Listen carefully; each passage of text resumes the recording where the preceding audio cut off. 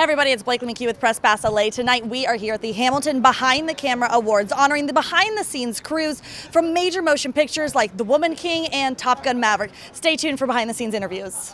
And your most recent project, Till, what a powerful story to be a part of. Just explain a little bit about the impact for you of being a part of it. Yes, the impact for me personally has been very enlightening. There are a lot of things that I didn't know going into this project that I do now in so much depth and understanding, and it's really changed me in a bunch of ways and helped me grow as a person. You have such an incredible career. You've been in here for a long time.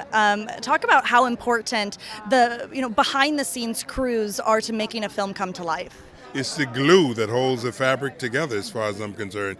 Because without them, in that we have what do we have? Nothing.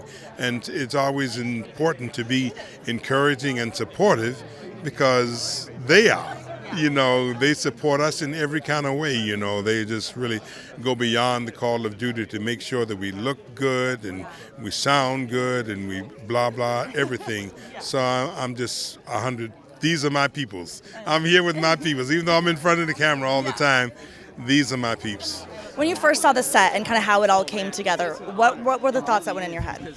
I don't know what I was expecting, but I was blown away because the movie, The Menu, takes place in one place for the most part. There's some outdoor scenes, but we're in the restaurant, we're in the dining room. And so it had to be so many things. It had to be visually so interesting so that when we're watching this 90-minute movie or 90-plus minute movie, we're not bored by seeing the same thing. So it's just like he added all of these elements that there's like elements from the outside. There's a lot of wood, but there's also like a lot of cold metal elements. And he just did such a great job.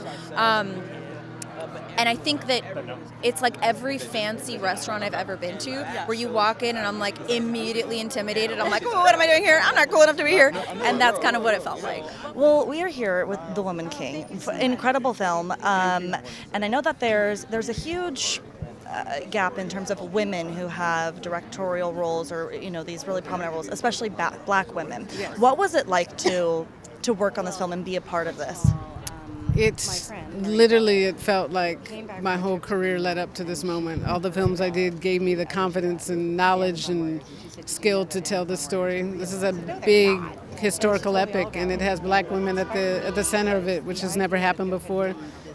Every day on set, I was reminded of that. And it stars Viola Davis. I mean, that was at the top of my list of who I wanted to work with, and she was everything I'd hoped she would be.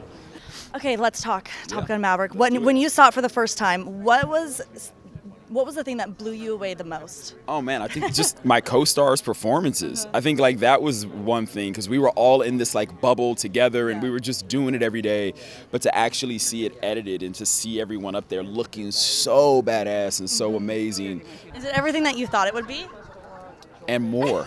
20 times more.